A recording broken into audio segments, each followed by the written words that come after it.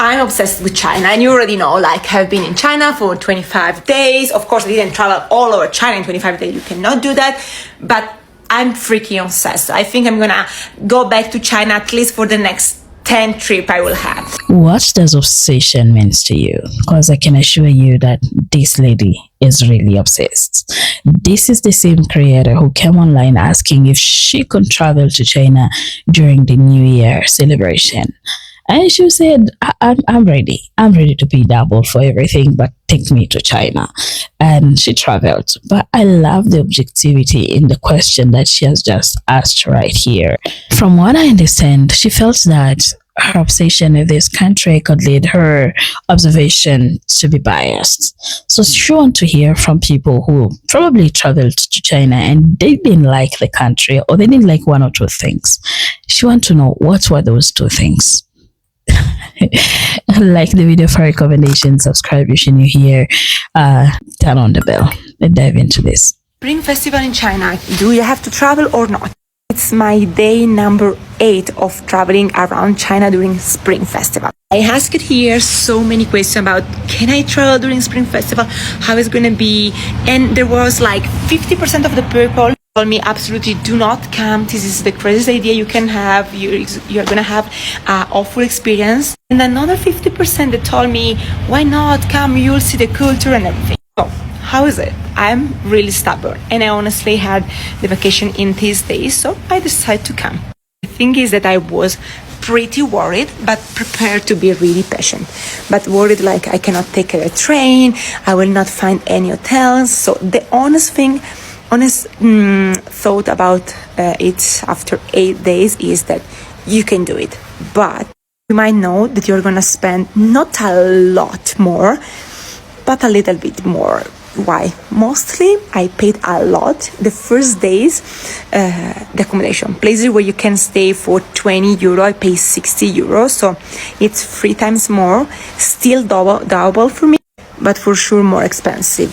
About the train, there was a lot of people, yes, but comparison to the other the times that I took the train in China, is always a fight. Always in the train is a fight. Something about China you might know is that here's like it's not like in Japan. There's the culture to wait, to be in line and wait every person get in, blah blah. In China is who push first will win. It's like it's a freaking war. Every time you get in the train, it's a freaking war. But beside this, I loved. The only thing that is funny is that right now, every day, every single day, I think I saw every day 100 fireworks per day. Every moment, night, day, whatever, they always use fireworks during this period. I didn't know it. If you just can camp in this period, just do it. China is like a place that you must visit. But I want to see other opinion, because probably I'm on the side of TikTok where everyone loves China, everyone is obsessed with China. But I want to see from other people, probably they are not Chinese, and people that have been to China, there is someone, I want to know even if there is someone, because I don't know if really my TikTok is just for China lovers, but is there anyone that have been to China and really didn't like it?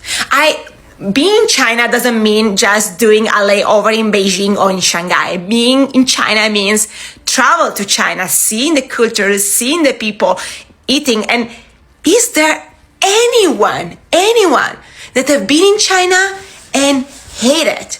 I want to know if exists or not. Probably, I think it doesn't exist, but let's see. And if it exists, why you hate it or you didn't like China. But you cannot say this and you live in the States or you live somewhere else. No, you have to be traveling in China. What is wrong with China? China is actually not good for you.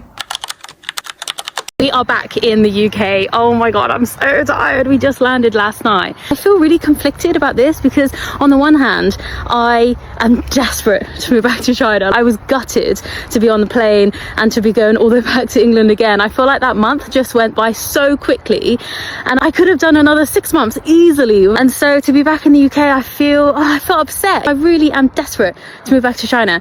But then on the other hand, it is nice. It's so green. I'm not used to it anymore because obviously in the north of China in winter, it's not very green, is it? Everything's a little bit brown, I suppose, because it's so cold. So I came back and immediately I was like, wow, look at this. I feel like I've got this really bad habit of constantly focusing on the end destination. And because I really want to move back to China, I can't appreciate being in the UK because I'm constantly thinking, when are we next going to China? How can we move our plan forward to relocate back to China? And then in a way, you're wishing your life away. And so this time I'm really determined to try and make my life in the UK a little bit better.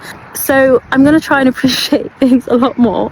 I just wanted to make this video just to confirm that we are back in the UK and we will be making content in the UK as well, I think. But let me know if you have any requests. Do you want some recommendations? Do you want to know stuff about England or not? Maybe not. Maybe it's too boring. Overall, I feel a bit gutted, I think, to be back in the UK. I kind of can't wait to one day have my own flat in China and be able to travel and to do all these things in China. I'm really excited. But for now, I know I can't have that. It's not right yet. We can't move back to China just yet. So I want to really appreciate my life in the UK. I want to appreciate the process, not just the destination. China is actually not good for you. It's actually not a place that you should come to.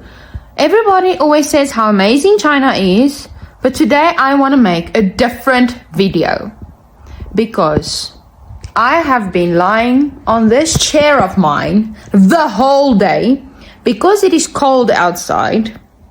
Suddenly in Kunming, the weather is usually nice, but it's cold today. I have not moved.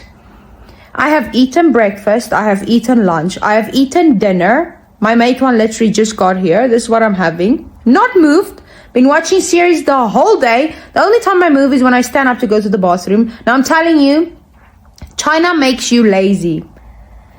The convenience is not that good because now I just eat and get fat. I'm not moving. If you're sick, you make a doctor's appointment online. People think, ooh, wow, amazing. You get fat. That's all you do is you get fat. Because at least if you have to go buy something, like I needed a shake bottle for my protein, don't worry, mate one delivered it within 20 minutes. I didn't have to move. I just shout, put it at the door. And then later when I go to the bathroom, I just pick it up at the door. So yes, a lot of people are usually like, oh wow, China, so convenient. And yes, it's oh wow, until you climb on the scale and then you realize it's because you never actually stand up, have to go outside the door to maybe go to a doctor's appointment, go to the supermarket to buy something, or maybe just go for a walk or go to the gym. This guy just visited China and has a few complaints. I live in China, so let's address some of the issues he's bringing up. C'est le plastique, ils sont encore pires que le reste de l'Asie. Juste un exemple, on m'a donné un sac avec un repose-gobelet, avec un anneau en plastique, avec une paille et un capuchon pour boire mon thé. If you're eco-conscious in China, you can bring your own mug to the store. Coffee and tea chains here actually encourage this by giving you a discount that goes anywhere between 50 to 80 cents, which when you consider that a drink here is around $2-ish, it's actually a pretty good deal. And if you're ordering online, you will always 100% be asked every single time whether or not you need plastic cutlery, and you can always opt out. Aussi, tu peux dire adieu à ta vie privée. Il y a des caméras partout. People in China are very pragmatic about that. They understand that if you're out in public, then you are visible. And that is why most people here are pretty fine with security cameras and with foreign travel vloggers filming them without asking then posting it online. The only difference is that one of them actually benefits them by improving personal and public safety. Il faut ton numéro de passeport pour chaque train, hôtel, activité, et même pour utiliser les applications mobiles chinoises. All digital services in China use real name registration, which is mainly to cut down on fraud, spam, online harassment, disinformation, basically for cybersecurity reasons. That doesn't mean that your name is going to be plastered everywhere. On most apps, no one sees your real name, but behind the scenes, when you're registering, you have to do it with an ID if you're Chinese or passport if you're a foreigner. Another part of that reason is simply practicality, because Chinese apps are super integrated. Like if I wanted coffee, I will order it on one app and I will pay using another app, but I can move between these two apps very seamlessly, and having one verified digital identity makes all of that work happen smoothly. This is why train tickets as pieces of paper are pretty much useless in China. Most people buy them online under their name, and so at the station you need to show your ID or passport to confirm that you are actually you. The same thing is with hotels. Foreigners in China have to register their accommodations with the local police according to regulations, and so if you're staying at a hotel, the staff does it for you, but they still need your information. Ensuite, il faut supporter d'être souvent dans la foule. C'est presque toujours le cas dans les lieux touristiques connus. Maybe try to visit scenic spots on weekdays, early in the morning, not on weekends, never on public holidays. But really, it's the same anywhere you go around the world. You're not the only one traveling, so a little bit of patience goes a long way. What is wrong with China? What could be done better in this country? Now guys, I get a lot of my Chinese followers asking me to make videos about what I think is wrong with this country and what I think could be done better here. And I've got to be honest with you guys, I have made some videos in the past kind of talking about what I think could be done better here. For example, the food hygiene I still think has a long way to go, even though it has improved a lot, in my personal opinion, in recent years. And I'm sure most Chinese people would agree with me that this is a problem to this day. But guys, criticizing China online, especially foreigners, is risky business. And we all know this, and I recently saw a foreign girl, I think she's based in Chengdu. She made a video about some men, Chinese men, smoking and even cutting their nails in a restaurant she was eating at, and she was viciously attacked in the comment sections for this. And I can understand why, you know, she's a foreigner. How dare she come into this country and criticize China? And this is kind of my own view as well, that we as guests probably shouldn't be criticizing a country we've been welcomed into and been treated so nicely within. And I understand why people get defensive about things like public smoking. Smoking is a habit which a lot of Chinese men and women have, and they probably feel like they should just be allowed to do it freely wherever they want, as they have done for years and years. And I know the authorities now officially say you shouldn't smoke in public places, especially restaurants, but the law is quite lax, you know. So I think if you are a foreigner and you see this kind of thing, probably the best thing to do is just leave. This is what I usually do if I encounter public smoking. It's just, you know, don't confront people. That's not the Chinese way, you know. But that is still an issue in this country to this day, guys. Public smoking and not respecting kind of people's space, you know. Secondhand smoke is a really big problem, guys, you know. And I think things like cutting your nails in public, I'm sure the people who did that are probably not tier 1 city educated folk. And you just got to let it slide, you know. This is my personal opinion. If you encounter kind of the lesser educated people from rural areas, if they have some habits you find to be a little bit disgusting, you just got to let it go, you know, especially if you are a foreigner living in China. So guys, if you ask me what's wrong with China, there are things, you know, I've just mentioned some then, you know, like the public smoking and kind of like bad habits on full display in public. But guys, I'm not going to start making entire videos about it, just criticizing this country that has been so kind to me. But hit me up in the comments section, let me know what you think are some things that could be improved here. And wherever you are today, guys, have a fantastic day. You take care, okay? Peace. You know, every time someone posts something positive about China, there are always these comments saying, oh, did the Chinese government pay you to say that? I'm like, wait, okay, imagine I post something positive about Germany. There is not a single comment saying, oh, did the German government pay you to say that? I mean, it feels like so weird. Why can a Western person not go to China, have a nice time, and post about the good moments or share the light with each other? That's such double standard. I'm in China right now, and my worldview has been literally slapped to the face. In school, we was taught that China is some backwards country. I'm here looking at everyone, seeing how developed it is, even more developed than Japan. Like the infrastructure, the facilities, the convenience. Everyone is dressed really well, very well mannered.